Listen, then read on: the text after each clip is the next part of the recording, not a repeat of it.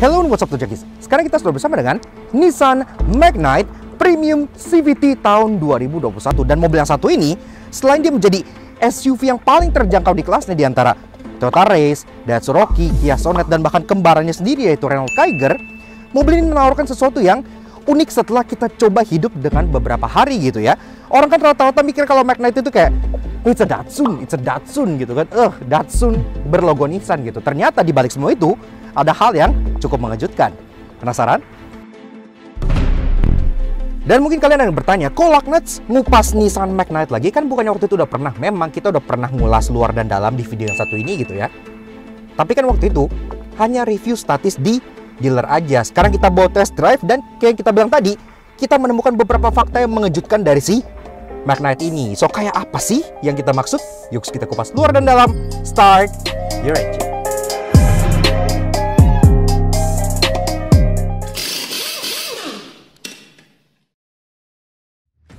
Nah tuh Jackie, sebelum kita test drive si Nissan Magnite, kami dari Lagnats punya kabar baik bagi teman-teman yang karpet mobilnya masih standar wool dan gampang kotor gitu nih. Dan bicara soal coil mat, yang terbaik menang telak di pasaran sekarang tentunya none other than First Class Carpet. Terbuat dari PVC coil murni yang bukan hasil daur ulang, karpet First Class memiliki finishing paling tebal, mewah, kuat, dan tentunya sangat mudah dibersihkan. Ada opsi ketebalan 17 mm untuk Prime Series dan 20 mm untuk Signature Series dengan banyak banget pilihan warna yang bisa disesuaikan dengan interior mobil kalian. Kebetulan First Class Carpet lagi ada diskon PPKM alias promo pasang karpet mobil up to 30% off loh. Caranya gampang banget. Langsung screenshot layar ini dan tunjukkan pada saat pemesanan via nomor 0821 1297 0617 atau via IG @firstclasscarpet di sebelah sini. Promonya tentu sangat terbatas, jadi jangan sampai ketinggalan. Dan tentunya untuk info lebih lanjut, kalian bisa cek websitenya di www.firstclassstripcarpet.com. Bye-bye karpet jadul.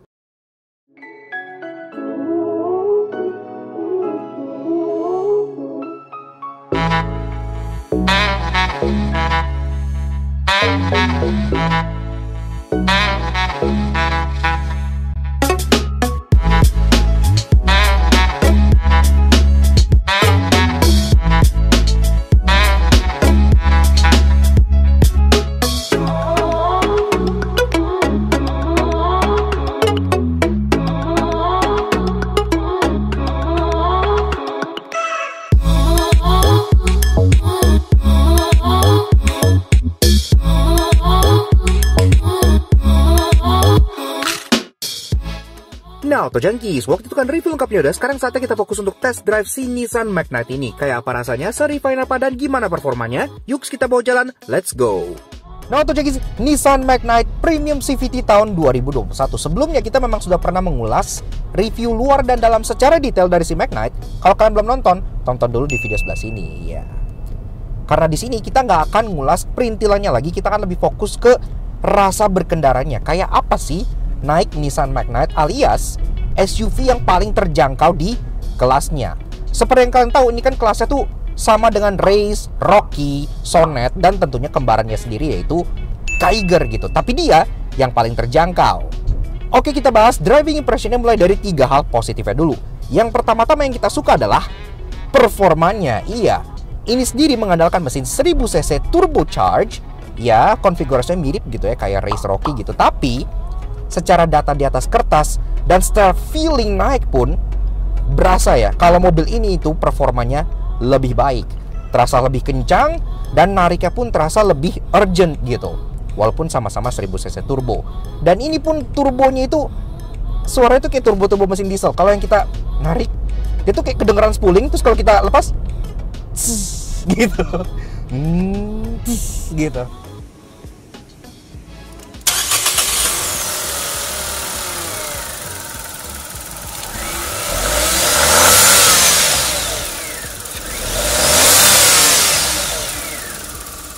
Nah, Auto Junkies, untuk urusan dapur pacu, memang mesin dari si Magnite ini cukup unik ya, karena di-develop khusus di India via aliansi antara Nissan dengan Renault. Kodenya HRAO, 1000cc inline 3 turbocharge, bertenaga 97 horsepower dengan torsi 160 Nm, yang dimake ke transmisi antara 5-speed manual atau Xtronic CVT berpenggerak roda depan.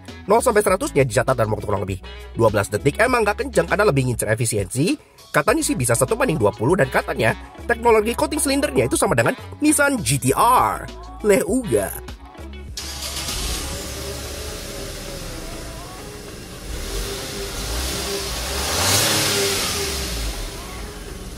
Jadi kayak menambah unsur bersemangat gitu dalam menyetir mobil ini gitu ya. Jadi memang soal performa, si Magnite ini yang terbaik di kelasnya. Bahkan dibandingkan dengan Kiger yang sama plug-plug ini performanya lebih baik. Mungkin karena Kiger lebih berat atau gimana, gue juga gak ngerti. Tapi ini best in class performance. Yang kedua adalah soal easy to drive-nya. Mobil ini diantara teman-temannya lagi-lagi, ini tuh yang paling terasa easy to drive gitu ya. Dia secara ukuran paling compact, secara visibilitas juga enak gitu, secara nyetir tuh bener-bener ya buat city driving, buat urban driving tuh terasa gampang banget. Kalian mau emak-emak, mau anak kuliah, nyetir ini tuh terasa ya udah gampang aja gitu kan, no nonsense dan sangat-sangat mudah. Jadi enak kalau biasanya orang sebagai first car buyer beli Magnite itu kayak gak ngerasa kagok gitu ya. Ya seperti itulah, cukup oke. Dan yang ketiga adalah fitur penunjang mengemudi. Memang secara safety dia nggak secanggih Race Rocky yang udah ada TSS. Dia juga secara entertainment nggak secanggih Sonet yang udah ada Bose audio dan lampu disco dan cooler seat gitu ya. Tapi justru fitur-fitur di Magnite ini menunjang untuk kalian berkendara dan nggak ada di rival-rivalnya. Pertama-tama, kamera 360. Iya, mobil ini merupakan salah satu mobil termurah di Indonesia baru yang kalian bisa beli yang punya kamera 360. Ini teknologi Nissan banget, karena kan memang around view monitor itu kan dulu debut di Nissan Elgrand. Sekarang udah turun all the way sampai ke mobil terjangkau kayak Magnite gini. Ini nice banget. Sekaligus lampu depannya dia sudah full LED, dan gak hanya full LED aja, tapi sudah kuat proyektor. Iya, rata-rata teman-temannya lampu main beamnya itu kan masih multi reflektor LED kayak Vario gitu kan. Ya Race, Rocky, Sonet, multi reflektor LED. Ini sudah LED projector. Dan gak hanya di main beamnya, fog lampnya di bawah juga sudah LED projector. Jadi terbukti pas kita berkendara malam paling terang dan cahaya itu paling bagus gitu ya. Cut off-nya paling bersih. Ya iyalah, projector 4 biji gitu kan. Jadi memang terasa cukup oke. Jadi fitur-fiturnya lebih menunjang untuk kalian berkendara gitu. Namun tentunya seperti biasa tidak ada mobil yang sempurna, karena itu sekarang kita bahas 3 hal negatif dari driving impression si Nissan Magnite ini. Yang pertama-tama adalah soal driving positionnya. Iya, well, ini memang jok udah ada seat height adjuster, tapi untuk bagian setir dia baru bisa tilt, dia nggak bisa teleskopik. Untuk posisi sendiri, kalau gue posisiin pedalnya itu pas gitu ya, kayak gini nih, ini posisi pedal pas, tangan gue tuh kejauhan. Iya, jadi agak kurang nyaman.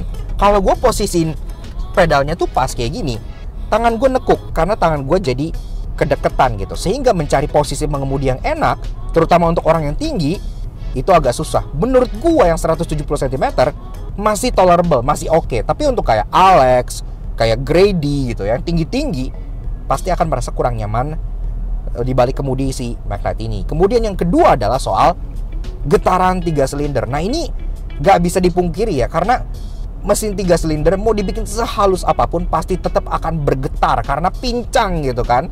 Cuman 3 silindernya. Nah, di sini sendiri juga sama, dia tetap terasa getarannya terutama pas idle, terutama pas kalian belum jalan gitu ya. Kalau kalian udah di jalan di atas kecepatan 60, mungkin udah gak gitu terasa. Tapi kalau kalian lagi low speed dan lagi idling gitu ya, terasa banget getaran 3 silindernya. Dan ketiga yang terakhir adalah menurut gue yang agak fatal, ride and handlingnya. Padahal feeling setir Magnite ini gue cukup suka karena dia yang paling kayak berat gitu ya di kelasnya. Dia ada heft-nya gitu, jadi bikin kita cukup pede. Tapi nggak demikian dengan kaki-kaki mobil ini. Kalau kita tikung-tikung mobil ini, dia limbung banget. Dia tuh kayak kepleset gitu, jadi bener-bener limbung. Karena kan memang dibuat tinggi, ground clearance-nya juga 205 mm buat jalan-jalan India gitu kan. Makanya mobil ini rasanya kayak agak terombang-ambing. Bantingannya juga agak, maksudnya kayak, ya dia mencoba untuk menjadi stiff ala Eropa, tapi ketika kalian ketemu jalan yang bergelombang, dia agak kayak mental-mentul gitu. Jadi kayak agak kurang refine.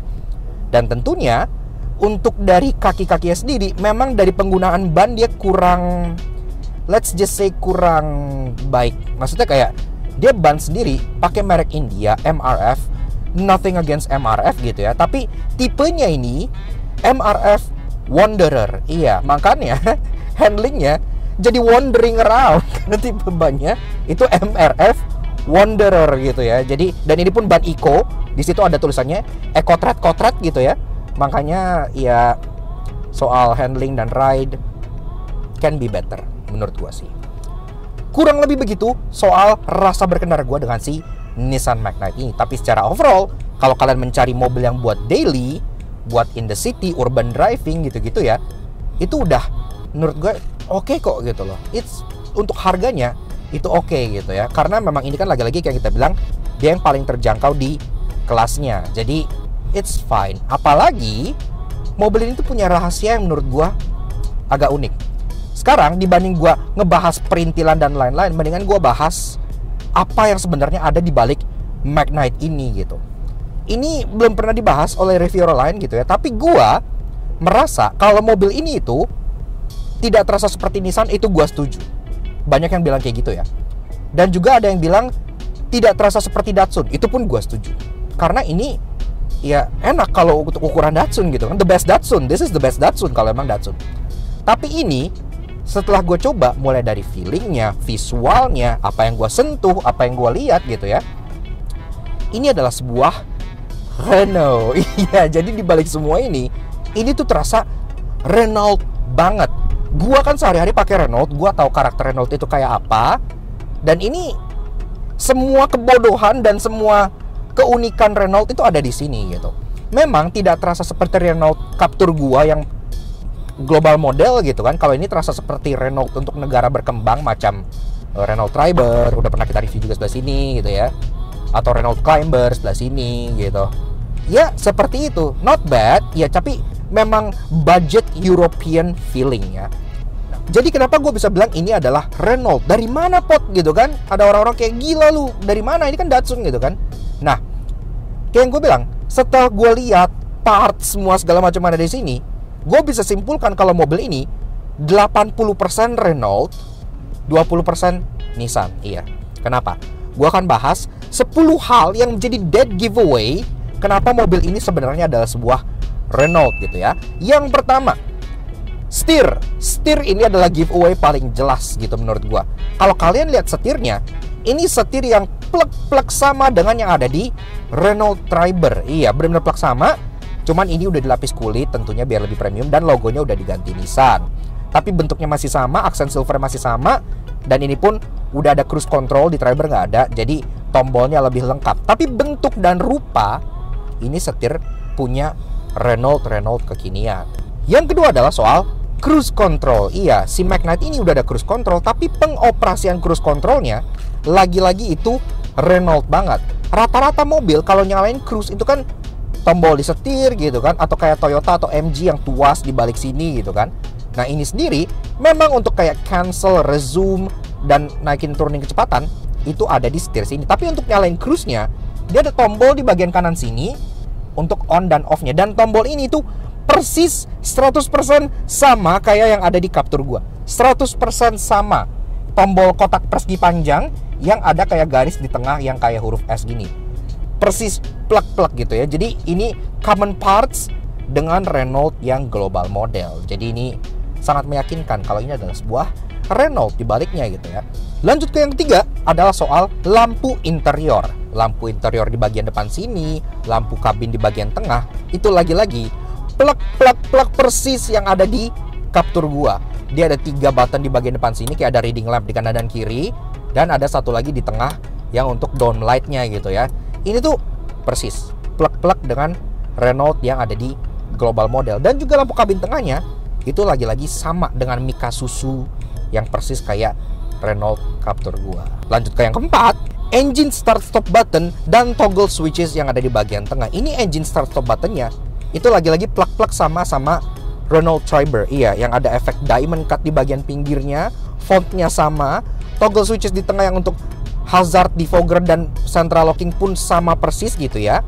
Jadi ini common parts. Dan ngomongin soal toggle switch, kita lanjut ke hal yang kelima, yaitu soal hazard. Iya, kalau kita pencet di sini hazardnya, dia hazard segitiganya itu berkedip. Sekarang gua tanya, rata-rata mobil yang Asia gitu ya, Nissan, Datsun, itu hampir nggak pernah ngasih hazard yang kalau dipencet itu berkedip. Rata-rata ini kan standar mobil Eropa ya, yang kalau dipencet tuh kedip-kedip gitu.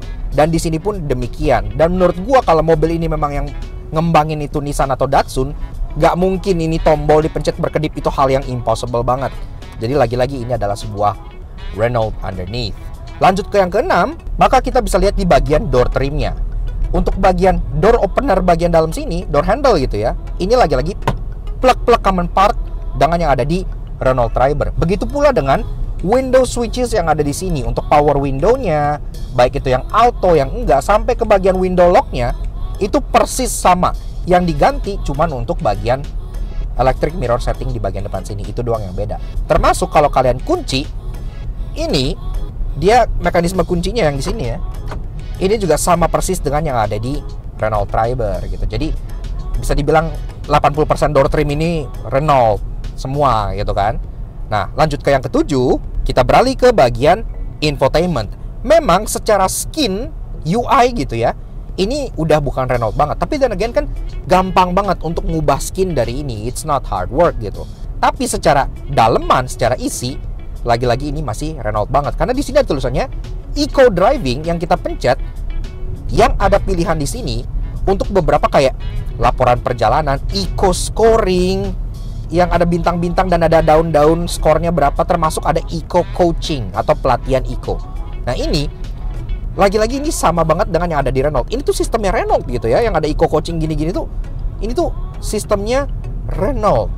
Di Captur gua ada, di Triber ada yang bisa nilai kayak berapa Eco kalian gitu-gitu. Ini gak ada di Nissan, gak ada di Datsun, tapi ada di Renault. Jadi secara overall dari bagian infotainment ini, walaupun udah di reskin jadi ala Nissan, ini masih tetap menyimpan fitur dari Renault gitu yang nggak bisa mereka sembunyikan.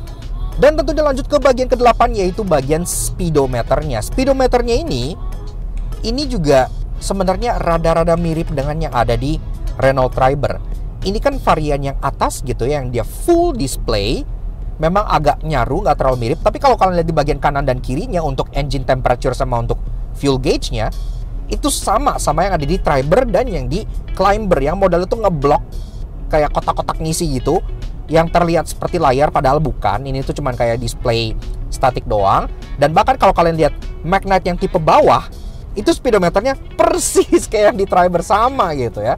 Jadi walaupun dia udah ngeriskin speedometer ini supaya terlihat seperti ala-ala speedometer yang ada di Serena yang 3D gitu, tapi tetap di bawah ini terasa aura dari Renault-nya.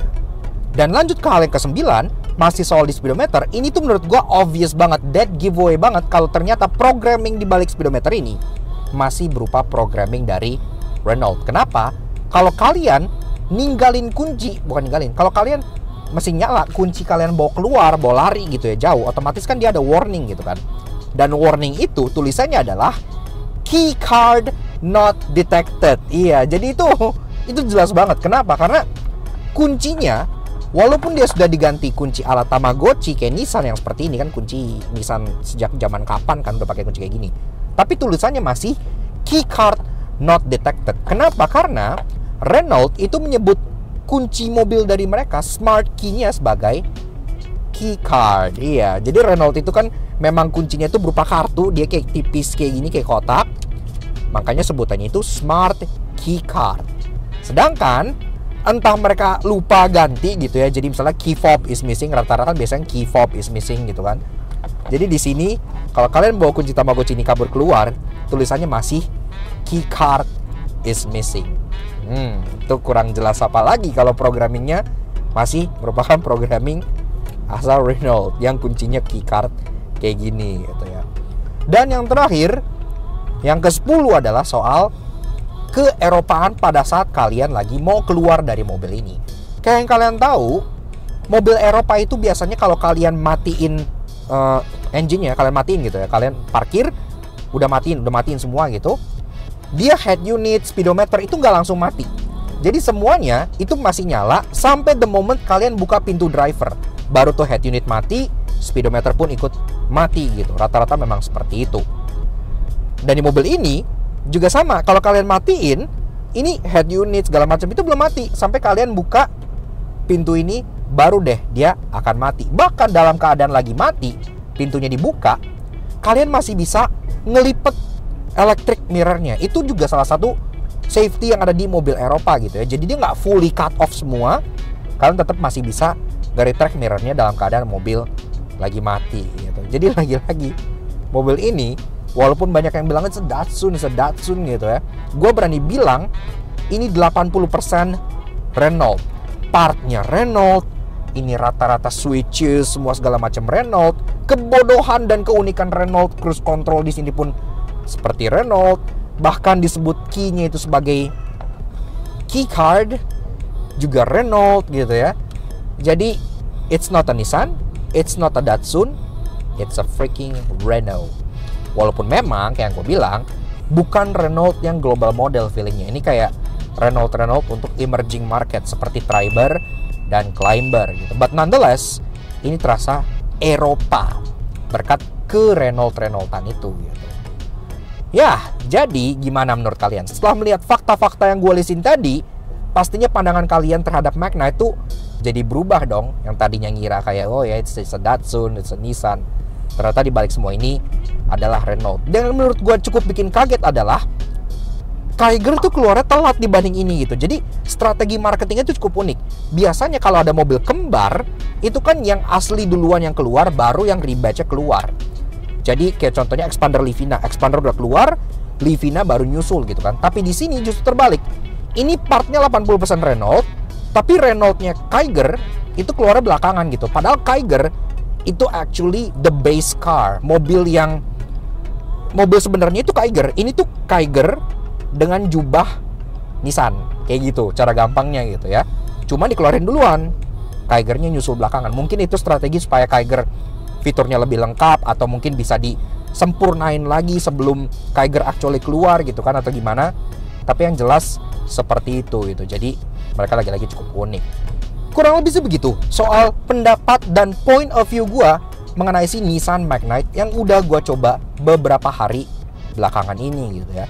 Gue pun cukup kaget karena gue gak nyangka di balik logo Nissan dan grill Datsun ini bersemayam ke Renaultan yang sangat-sangat jelas gitu. Makanya ada beberapa fitur di mobil ini yang sebenarnya gak kedeteksi tapi terasa lebih Eropa dibanding rivalnya. Kayak yang tadi gue bilang, contohnya kayak pas kalian matiin ini gak langsung mati semua gitu. Kayak kalau race, Rocky itu kan kalau kalian matiin jeblek langsung gelap semua gitu kan.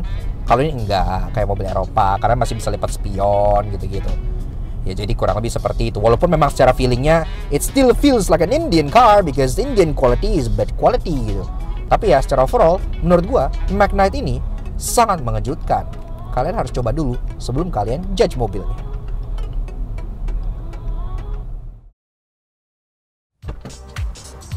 Yaks. Oke. Nah, jadi kurang lebih begitu aja guys. Sedikit fun drive kita bersama si Nissan Magnite Premium, atau mungkin shall we call it Renault Magnite from now on gitu ya. Karena seperti yang gue bilang tadi, di balik jubah Nissan, logo Nissan dan grill Datsun ini bersemayam sebuah Renault yang terasa sangat Eropa banget gitu. Memang Renault yang lebih untuk negara berkembang gitu ya, macam Triber ataupun Climber gitu. Bukan Renault yang asli dari Eropa sana seperti Capture atau kayak Clio gitu-gitu. But still, ini mobil jadi punya aura-aura Eropa yang justru nggak bisa ditemui di beberapa rivalnya yang berasal dari Asia seperti Race, Rocky, dan Sonet. Dan makanya kita juga dari video ini belajar untuk tidak menilai buku dari sampulnya. Iya, karena yang kita bilang, orang kan banyak yang bilang selama ini kayak, oh it's just a Datsun gitu kan. Ternyata di balik semua itu, setelah kita coba, mobil ini pun punya hal-hal yang cukup mengejutkan seperti itu. Makanya kita juga pengen kasih special thank you dan shoutout ke Mas Julian dan Mas Jestro dari Nissan Indonesia yang udah ngizin kita untuk ngulas si Nissan Magnite ini di Laknats. Dan tentunya thank you banget ke kalian semua yang udah nonton. Kalau kalian suka dengan karya kami, kenapa nggak kalian support kami juga dengan cara subscribe ke YouTube channel kami di Laknats Auto Jangki. Kepoin juga sosial media kami untuk Instagram kami di Laknats_Jazz ini, supaya kalian selalu up to date dengan mobil yang kita review, fun fact otomotif, dan bisa ngeliat kita ngupas video-video mobil dengan view yang berbeda dari yang lainnya seperti yang satu ini. Kalau kalian gimana? Setuju nggak? Kalau menurut kalian setelah melihat semuanya, apakah menurut kalian mobil ini hanyalah sebuah Datsun atau justru Renault in the skies gitu ya. Kalau menurut kita sih ini Renault banget, dari feelingnya, dari visualnya gitu ya, Renault banget, seperti itu. Sekian aja untuk si Renault Magnite yang satu ini. We'll see you guys again in the next video. Ride safe and Godspeed.